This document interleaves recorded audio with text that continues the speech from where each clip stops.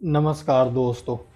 भारत में अभी संसद का सत्र चल रहा है और जब नेता प्रतिपक्ष राहुल गांधी जी द्वारा एक बुक जिसका नाम है 4 स्टार ऑफ डेस्टिनी की चर्चा की जाती है, तो जो बीजेपी के बड़े बड़े लीडर हैं उनके द्वारा इसको अपोज किया जाता है। साथ में जो लोकसभा के स्पीकर हैं ओम बिरला जी, उनके द्वारा भी इसको अपोज किया जाता है। स्पीकर का ये कहना है कि जो बुक अभी पब्लिश नहीं हुई है, आप उसके बारे में सदन में डिस्कशन नहीं कर सकते हैं।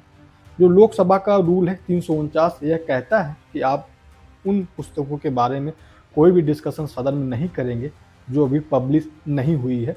लेकिन कोई महत्वपूर्ण बिंदु है जिस पे आप चर्चा करना चाहते हैं, सरकार से सवाल पूछना चाहते हैं, तो आप कर सकते हैं, लेकिन आपको सदन की अनुमति लेनी पड़ेगी। जो भी तथ्य आप सदन में रख रहे हैं, बाद में आपको उसको साक्ष्य देना पड़ता है, तभी जाकर वो लोकसभा के रिकॉर्ड में उसको रखा जाता है। जो पुस्तक है 4 stars of destiny, ex army chief Naravane ji के द्वारा इसको लिखी गई है, जो इंडिया चाइना कॉन्फ्लिक्ट 2019 में हुआ था गलवान में, उस पर बेस है। अभी यह पुस्तक प्रकाशित नहीं हुई है, इसके बारे में ज़्यादा बात करना उचित नहीं है। लेकिन अगर जो नेता प्रतिपक्ष हैं राहुल गांधी जी, अगर उनकी बातों को हम माने, जो वो एलिगेशन सरकार पे लगा रहे हैं, तो उसके बारे में बात करना ज़रूरी हो जाता है। राहुल गांधी जी कहते हैं कि जब चाइना के टैंक्स इंडियन टेरिटरी के अंदर आ गए थे, तो आर्मी ने सरकार से पूछा था कि हमें क्या करना चाहिए। जो डिफेंस मिनिस्टर हैं राजनाथ सिंह, उनके द्वारा भी कोई जवाब नहीं दिया जाता है कि आर्मी को क्या करना चाहिए।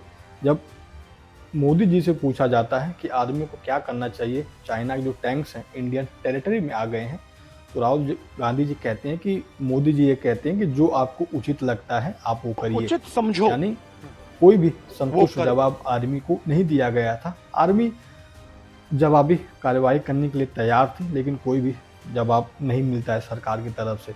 राहुल गांधी जी ये भी कहते हैं कि जो पुस्तक में लिखा गया है कि नरवाने जी उस समय काफ़ी अकेला फील कर रहे थे कि उनको कोई भी जवाब सरकार की तरफ से नहीं मिला था।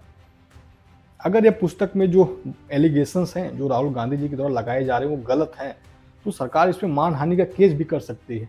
अगर मानहानि का केस सरकार नहीं कर रही है, कहीं न कहीं इस बात में कुछ तो सच्चाई है। खैर, जब ये पुस्तक पब्लिश होगी उसके बारे में तो सबको पता चल ही जाएगा। लेकिन इस तरह से आर्मी को राजनीतिकरण न करना ही उचित है, क्योंकि वही एक ऐसी संस्था बची है, या ऐसा कह सकते हैं सुरक्षा हमको प्रदान करती है, जिसकी वजह से हम चैन की नींद अपने देश में ले पाते हैं। और रात भर जगते हैं बॉर्डर पे, तब तो हम जाके एक नींद ले पाते हैं। जब चाइना की बात आती है तो हम उस पर बात करने से बचते हैं, हम कोई भी कदम जल्दी नहीं उठाते हैं। लेकिन जब वहीं पाकिस्तान की बात आती है तो हम 56 इंच का होकर फूल जाते हैं। तो अगर कोई भी बात जो राहुल गांधी जी के द्वारा या जो सरकार के द्वारा सरकार पर एलिगेशन जो लगाए जा रहे हैं, अगर उसमें सच्चाई है तो सरकार को इसको जवाब देना चाहिए। एज अ व्यूअर, आप क्या सोचते हैं इस बारे में, और आप इस परिस्थिति को कैसे देखते हैं, आप कमेंट में आप अपना जवाब बता सकते हैं। मिलते हैं आपसे नेक्स्ट वीडियो में, तब तक के लिए जय हिंद।